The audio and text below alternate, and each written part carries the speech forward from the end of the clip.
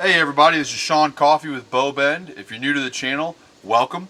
In this video I want to talk about 4 different ways that you can use to get permission to hunt private land. It seems like in a lot of conversations that I have nowadays with my friends that are hunters or just anybody in general that's a hunter, everybody seems to think that it's impossible to find private land to get permission on to hunt.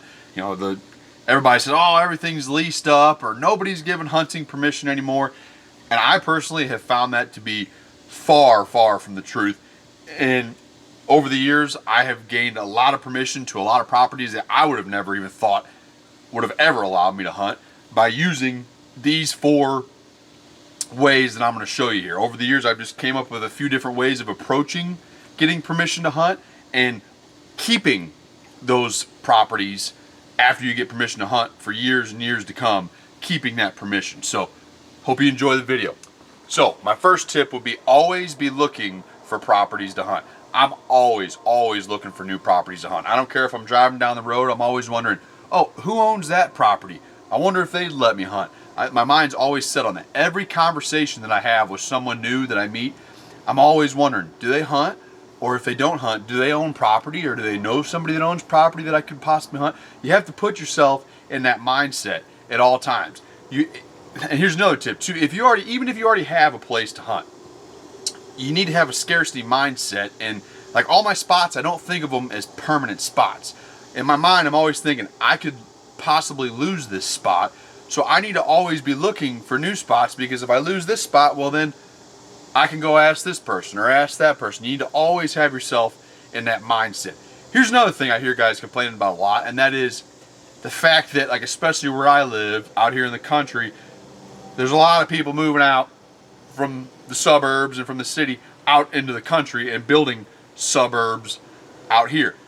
And a lot of people don't like that. And a lot of people say, oh, they're taking up all the hunting land. But what you need to understand is, you know, you take a 100-acre farm that sells and they put a bunch of 5-acre lots on it.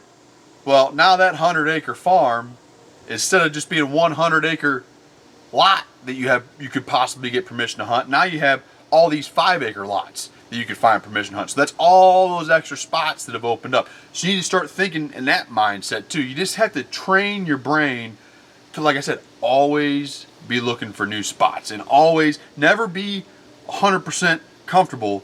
Even if you've been hunting the same farm for 20 years, you never know. It's just happened to me tons of times. Somebody could die and somebody else could either buy the property or inherit the property, or maybe Joe Blow down the road comes up and says, you know, you've been hunting this property on a permission slip for 20 years, and this guy offers them $2,000 a year to hunt it, and they're hard up for money, and they take his offer up. So you always need to be looking for new spots. So my second tip would be to develop relationships with landowners before you ask permission to hunt. A lot of guys, just once they find out somebody owns a farm or somewhere they can hunt, they instantly just ask for permission without providing any value, without having any kind of relationship. The people don't know them, they don't trust them. There's, like I said, there's no relationship, and they're not providing any value. So a lot of times they get a no. I'm not saying don't ever just call somebody and ask for permission or knock on their door. There are times where that's okay. But my best hunting spots, the best farms and the best properties that I have permission to hunt, it took me years to get permission to hunt them. Some of the properties, I knew the people for 5-6 years before I even asked. I knew they had the property. I just waited and waited to ask because I wanted to develop a relationship and show them that they could trust me, and I provided value. I would come out to their property and help them clean up stuff around the property or do work around the property without asking for anything in return. And then after years and years and years, it's a little easier to ask for permission when they know you, they trust you, and all you have to do is just ask. And a lot of times, like I said, that makes it easier to get permission. Also, another way I have found that developing relationships can benefit you is, last year, for instance, I had a property that for years and years and years, I had been eyeing this property and wanting to get permission to hunt it. And I knew the property owner for years and years and years. And I finally got permission to hunt the property. And halfway through the season, in November, I lost permission to hunt the property because there was another person hunting it as well for years, 20 years probably, and that person complained that they didn't want me hunting. I don't think the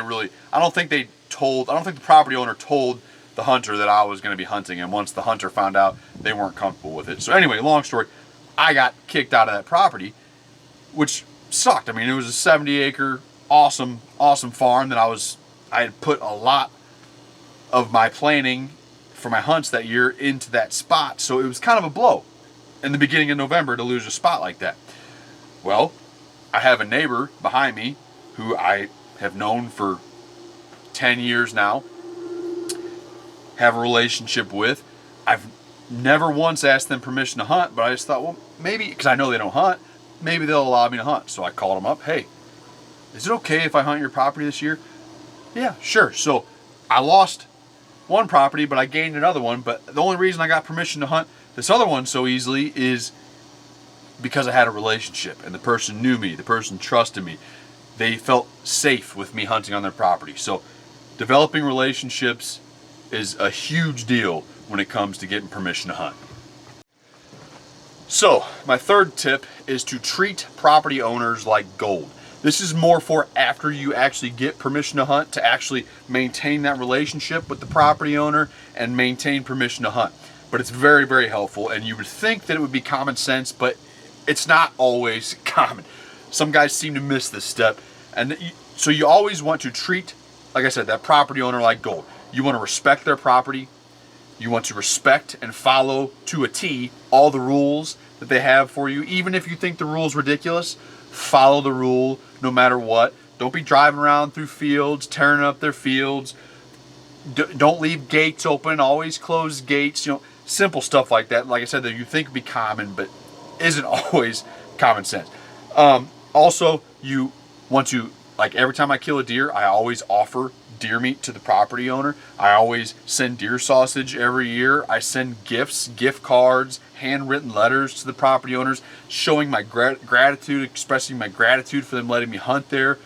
Like I said, just treat that owner like gold.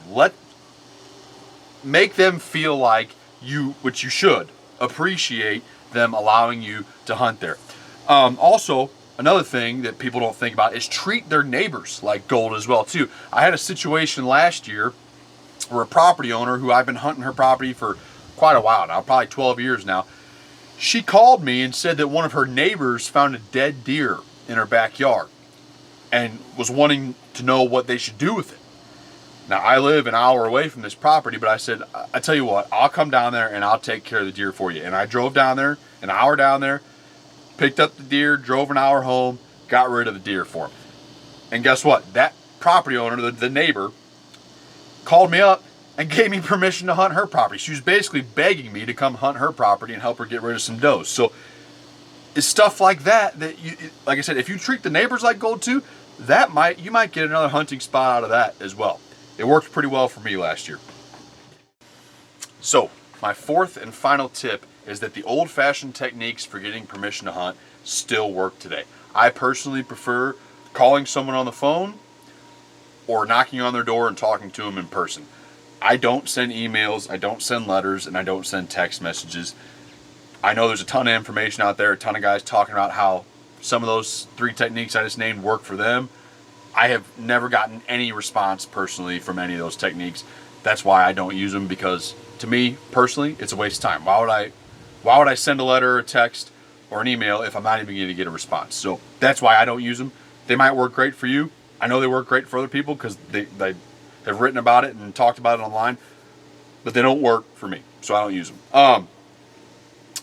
I have a situation on my road now where there's a property that has been vacant for years, and I finally found out who owns it, and I got their phone number from another neighbor.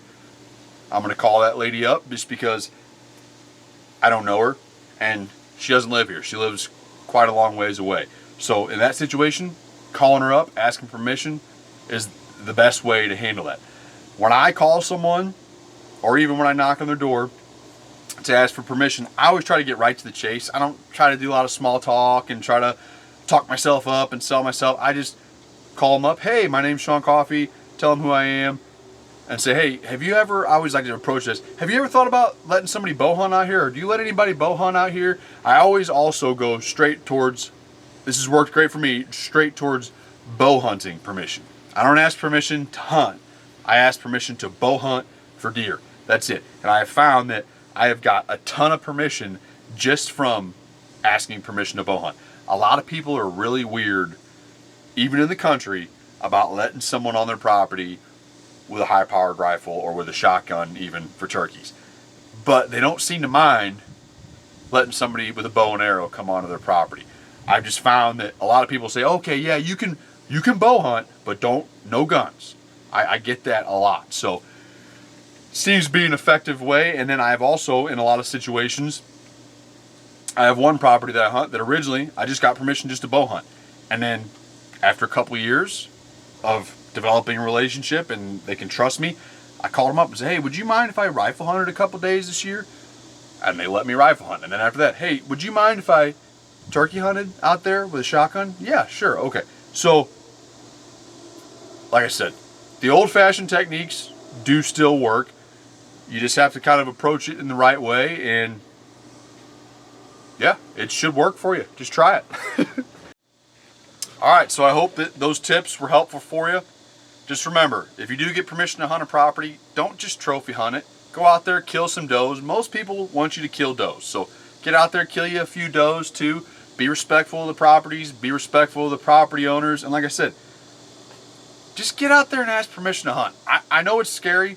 Trust me, it still makes me nervous to this day calling people up and knocking on their door to ask for permission, but it's worth it. Trust me. I have been amazed at how many incredible properties I've been able to hunt over the years by simply just talking to people and getting to know them. So, like I said, I hope that video was helpful for you. Thank you so much to everybody that's been watching. Thank you so much to everybody that has subscribed. Have a good day.